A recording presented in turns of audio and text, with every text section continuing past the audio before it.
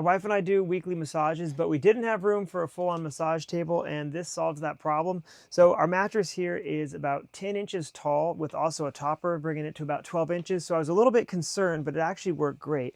I'll show you what you do. You just slide it under the mattress like this, and then you can adjust it up or down. You could lose this too, and then also move this back, forward or back.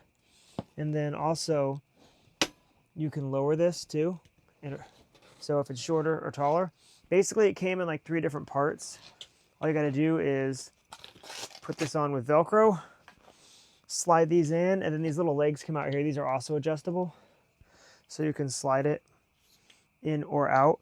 But it's nice because it's comfortable, it saves space, and it basically turns any bed into a massage table. In the past, we used to have a massage table, but as nice as it is, it's huge. You got to unfold it and carry it around. And when you're limited on space, this can just fold up like this.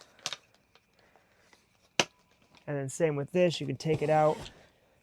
The biggest part of it really is just this rack right here, but you pull this out and then, so this is a lot easier to store something like this than it is a giant massage table.